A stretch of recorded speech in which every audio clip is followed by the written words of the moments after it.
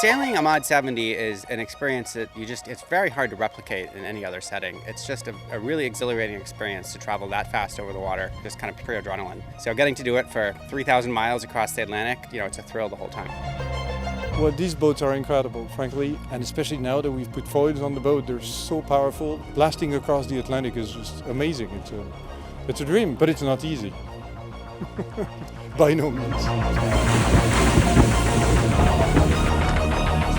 Tough one, tough mentally at times. There was some illness on board. That was a challenge. And the last 2 days of the race were quite rough and conditions that we really hadn't seen before. So we weren't quite sure how to mode the boat, how to keep things safe and under control.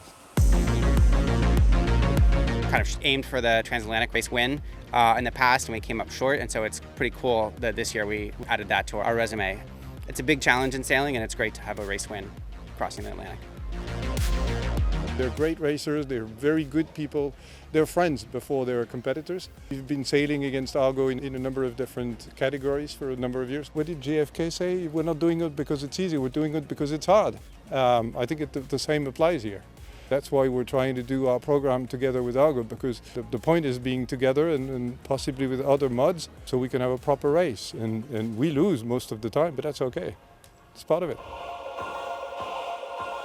To finish the race, everybody has to perform at 100% for 7 days straight. On Argo, we tend to see the helming position as one that you take a few minutes to kind of settle into and get up to speed, and then after an hour or so, you are exhausted. And so we usually have about an hour cycle on, and particularly at night, it is a very tiring experience, and you lose your focus after about 45 minutes or an hour. And so we think it's best for us to just continue to rotate drivers. We went through a significant upgrade to the boat just before this Transat. We were in refit period for 6 months. We had some new foils and new T-rollers fitted. Left the shed, delivered straight down to the start of the race. So the race was our playground to kind of get to know these new foils. It's a pretty steep learning curve, is the honest truth. We probably had similar problems than in the past that they had on this trip. But I think it's just a little bit of a learning curve, and they'll pick it up and make a couple little adjustments, and it'll be all great for them.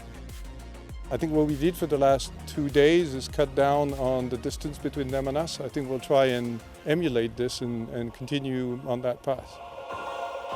We love Team Zulu. Look forward to meeting them again in the Caribbean 600. We'll probably do more jibes in 30 hours in the Caribbean 600 than we did in the entire 7 days we did in the Transatlantic Race. We'll bring our best, and I hope they do too. We do have the race title to defend last year, so 11 seconds was pretty unique. So yeah, all to play for.